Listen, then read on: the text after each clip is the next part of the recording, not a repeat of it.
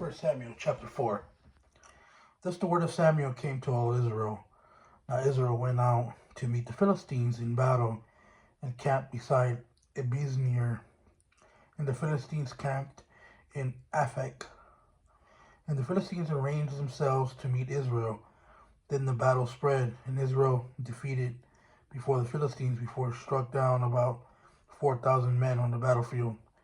Then the people came into the camp, and the elders of Israel said, "Why has Yahweh defeated us today before the Philistines?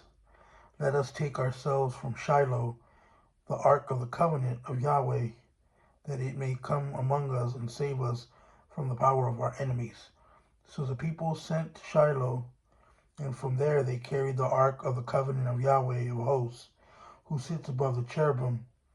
And the two sons of Eli, Hophni and Phinehas, were with the ark of the covenant.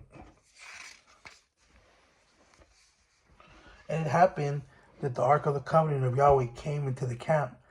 All Israel shouted with a great shout, so that the earth was thrown into confusion. Then the Philistines heard the noise of the shout and said, "What does the noise of this great shout in the camp of the Hebrews mean?" Then they knew that the ark of Yahweh had come into the camp. And the Philistines were afraid, for they said, "God has come into the camp." And they said, "Woe to us, for nothing like this has happened before. Woe to us! Who shall deliver us from the hand of these mighty gods? There are the gods who struck the Egyptians with all kinds of plagues in the wilderness. Be strong and become men, O Philistines, lest you become slaves to the Hebrews, as they have been slaves to you. Therefore, become men and fight." So the Philistines fought, and Israel was defeated, and every man fled to his tent. And the slaughter was very great, for there fell of Israel 30,000 foot soldiers. And the ark of God was taken, and the two sons of Eli, Hophni and Phinehas, died. Now a man of Benjamin ran from the battle line and came to Shiloh the same day with his robes torn and dust in his head. And he came, and behold, Eli was sitting on his seat by the road, eagerly watching, because his heart was trembling for the ark of God. Now the man came to tell it in the city, and all the city cried out. Then Eli heard the noise of the outcry, and he said, "What does the noise of this commotion mean?" So the man came hurriedly and told Eli. Now Eli was 98 years old, and his eyes had set so that he could not see. And the man said to Eli, "I am the one who came from the battle line. Indeed, I fled from the battle line today." And he said, "How did things go, my son?"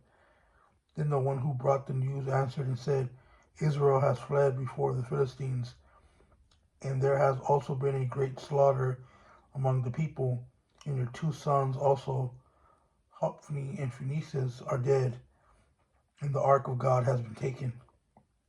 And it happened that when he mentioned the ark of God, Eli fell off the seat backwards beside the gate, and his neck was broken, and he died. For the man was old and heavy. Thus he judged Israel 40 years. Now his daughter-in-law, Phinehas' wife, was with child and about to give birth, and she heard the report of the ark of God was taken, and that her father-in-law and her husband had died. So she kneeled down and gave birth, for her pains came upon her. And about the time of her death, the woman who stood by her said to her, "Do not be afraid, for you have given birth to a son." But she did not answer or pay attention. And she called the boy Ichabod, saying, "The glory has departed from Israel, because the ark of God was taken, and because of her father-in-law and her husband." And she said, "The glory has departed from Israel, for the ark of God was taken." Have a good night, guys.